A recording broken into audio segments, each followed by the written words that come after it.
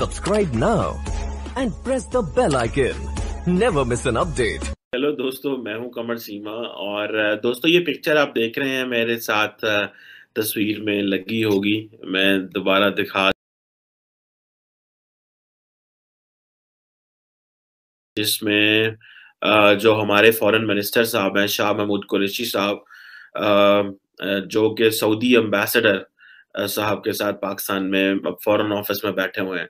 ये जो तस्वीर है इस वक़्त पाकिस्तान में बड़ी ट्रैवल कर रही है और सिर्फ़ पाकिस्तान में नहीं पूरी दुनिया में इस तस्वीर को बड़ा हाइलाइट किया जा रहा है। उसकी वजह ये है कि शाह महमूद कुरैशी साहब का जो बैठने का अंदाज़ है उसमें जो उन्होंने टाँग पे टाँग रखी हुई है, इसमें वो जो जूता है वो सऊदी एम्बेसडर के मुँह की तरफ है। जिसको बहुत ज़्यादा क्रिटिसाइज़ किया जा रहा है कि ये डिप्लोमैटिक नॉर्म्स के अगेंस्ट है। और अब इसको मैं सोशल मीडिया पे देख लें या वैसे देख लें, इसकी जो क्रिटिसिज़्म है वो तो टेक्निकली बनती है। वो क्यों? कि पहली बात तो ये है कि शाह महमूद कुरैशी साहब मुल्क के टॉप डिप्लोमेट हैं। उनका काम ये है कि वो जब सफ़ीरों से मिलते हैं तो उनको रिस्पेक्ट देनी होती है। सफ़ीर हो, सफ़ारतकार हो, कोई भी गैर मुल्की कोई भी हो आपके मुल्क में आया उसको रिस्पेक्ट करें तभी वो आपके मुल्कों में आते हैं। अब थोड़े दिन पहले ओआईसी पाकिस्तान का जो ओआईसी के जो फॉरेन मिनिस्टर्स पाकिस्तान आए थे, वो सऊदी अरब की वजह से आए थे। सऊदी अरब के कहने पे वो आए थे, वरना यही फॉरेन मिनिस्टर साहब हैं और यही ओआईसी है। कश्मीर के ऊपर हम जब बुलाते थे तो नहीं आते थे। अभी सऊदीज़ का मूड था, उनका दिल था तो उन्होंने बुला लिया। तो अगर ठीक है पोस्ट ओआईसी कॉन्फ्रेंस आप अपने सऊदी फॉरेन मिनिस्टर को बुलाया या वो आए मिलने, कोई भी 2 सूरत हो सकती है। तो आप उनको इस तरह तज़हीक वाले अंदाज़ से मिलेंगे, तो क्या इंप्रेशन जाएगा? और दूसरा ये है कि मैंने I spoke to someone frankly speaking in foreign office, those who are good diplomats, they are वो जिसे कहते हैं ना कि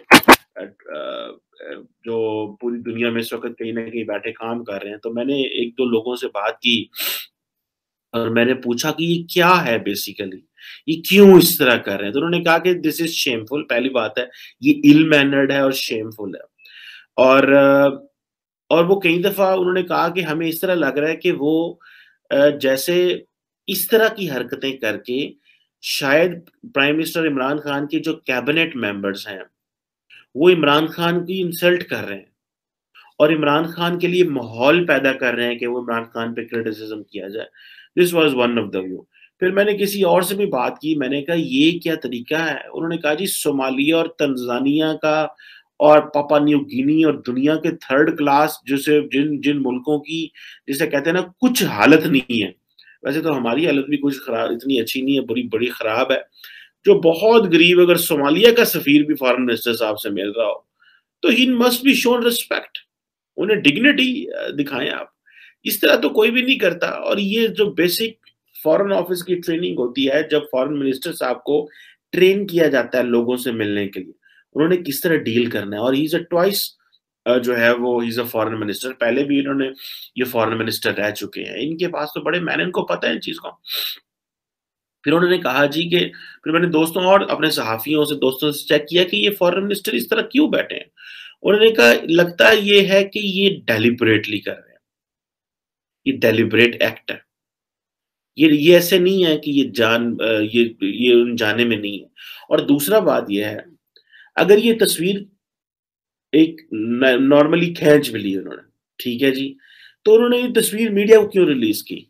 ये भी एक सवाल है कि क्या अगर चलो तस्वीर बन गई इस तरह या फॉरेन मिनिस्टर अनअवेयर था, उनको अंदाज़ा नहीं था, वो बस अपने अंदाज़ में बैठ गए कहीं पे।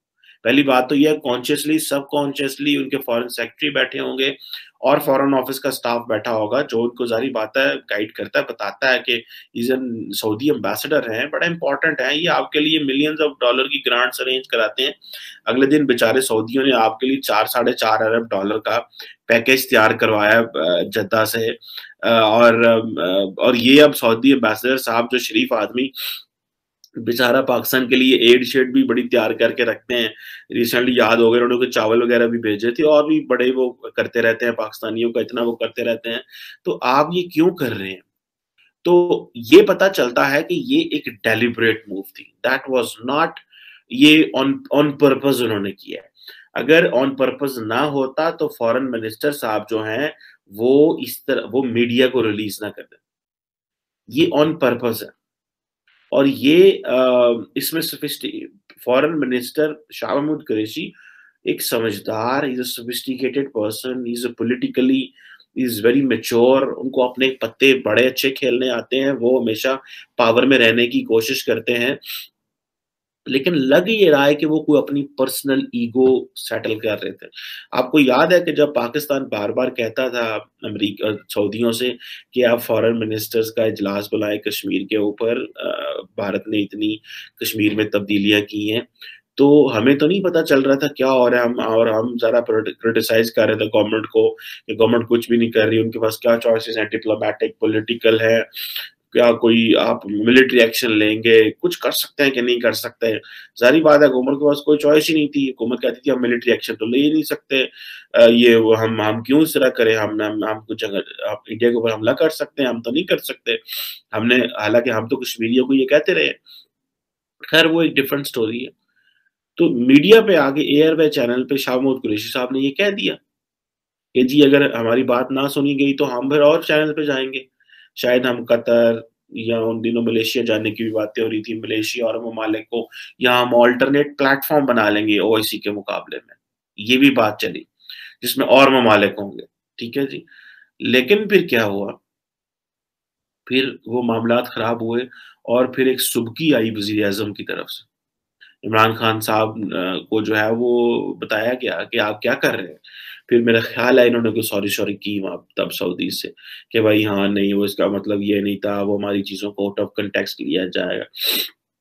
बाकी शाह महमूद कुरैशी साहब एक इंतहाई समझदार, he is a sophisticated person, अपनी चीज़ें बड़ी ज़बरदस्त आर्टिकुलेट करते हैं, अपने पर्सपेक्टिव को बड़ा अच्छे से रखता है, बोलता बहुत अच्छा है और जिसे वो कहते हैं ना कि उनकी फॉरेन ऑफिस में बड़ी स्ट्रॉन्ग ग्रिप है।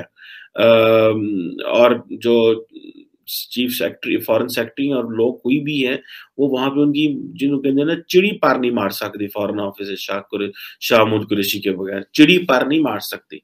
अगर अगर वो ना चाहे इतना ज़्यादा उनका कंट्रोल है अपने फॉरेन ऑफिस के ऊपर, फॉरेन सेक्रेटरी के ऊपर और हमारे जो फॉरेन सेक्रेटरी साहब हैं, वो भी उन्होंने बड़े मासूम से लगाए हुए हैं।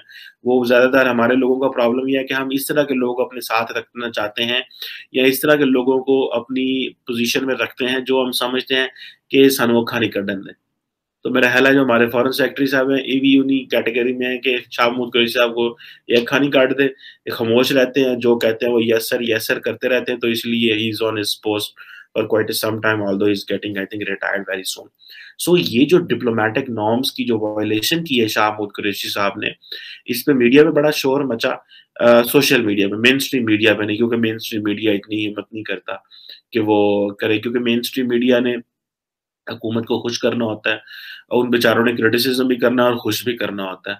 और ये जो सब्जेक्ट है ये सोशल मीडिया का सब्जेक्ट है, क्योंकि मेन स्ट्रीम मीडिया ने एडवर्टाइज़मेंट लेनी होती है, उन्होंने बहुत सारी चीज़ें जो है हुकूमत से लेनी होती हैं और अभी आजकल हमारी हुकूमत मेन स्ट्रीम मीडिया को अच्छे पैसे लगा रही है ताकि वो अच्छी रिपोर्टिंग करें, क्योंकि हम बड़ी मुश्किल में हैं, इमरान खान साहब और पाकिस्तान की फाइनेंशियल कंडीशन, बैड गवर्नेंस और बहुत कुछ।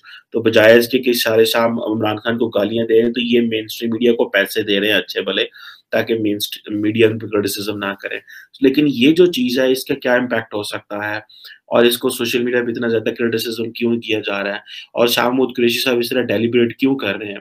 थोड़े दिन पहले तो सऊदी अरब ने पाकिस्तान की इज़्ज़त बनाई है कि वो सऊदीज़ भी आए, गो के अमारातीज़ नहीं आए, कतरी नहीं आए।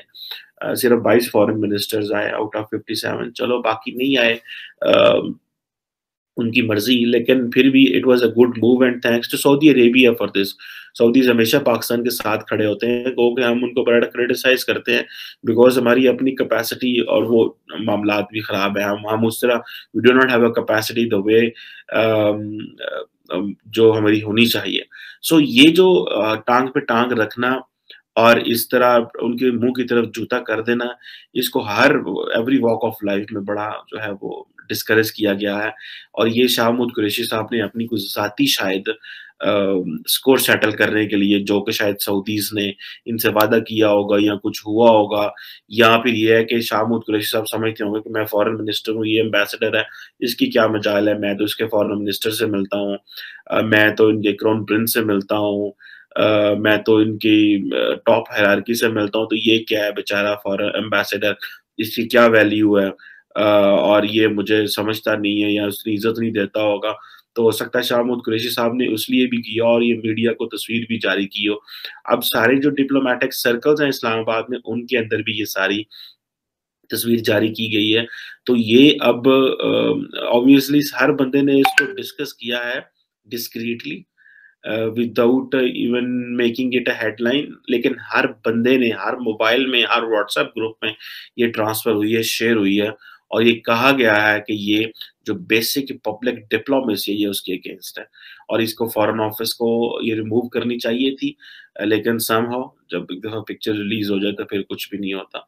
But this was a very very bad move, or in a bad taste as well, releasing such a picture and meeting an ambassador like this way. And I am sure कि foreign office जो है इसका notice भी लेगा इस sense में कि आइंदा इस तरह की पिक्चर रिलीज ना करें। शाह महमूद कुरैशी साहब के ऊपर भी पहले ही बहुत सारे बेचारों के ऊपर आते रहते हैं। वो ये है क्योंकि ये पीर साहब हैं, ऑपोजिशन तो उनको बड़ा क्रिटिसाइज़ करती है कि ये मोटी-मोटी जो है वो पैसे कमाते हैं अपने गद्दियों से और इस तरह। ख़ैर वो इनके ज़ाती मामलात हैं, उसमें मैं नहीं बात करूँगा। लेकिन जो रिसेंटली भी इनके बारे में था कि जी ये एक पीछे वो हमारे आजकल यहाँ ये जो बाबू कल्चर है, इस पे थोड़ा लोग बोलते हैं कि ये जितने भी बाबूज़ हैं, ये इनके पीछे एक बंदा छतरी लेके खड़ा होता है, एक बंदा जो है वो बैग लेके भाग रहा होता है। तो ये जो यूरोपियंस और जो वेस्टर्न्स हैं वो तो इस तरह नहीं है जिस तरह हमारे हैं। सो एक तरफ हम कहते हैं कि हमें अपनी एक चेंज करनी है, जो तौर तरीके चेंज करने हैं, हमें अपने मुल्क में बाबू कल्चर ख़त्म करना है, लेकिन हम खुद उस कल्चर का हिस्सा हैं और हम नहीं चेंज करना चाहते। हम लोग उस तरह रहते नहीं हैं, लगता नहीं है कि हम लोग जो है ये गरीब है मुल्क है या हमारा मुल्क अफ़ोर्ड नहीं कर सकता, लगता है ऐसे ही है जैसे हम बहुत कुछ अफ़ोर्ड कर सकते हैं।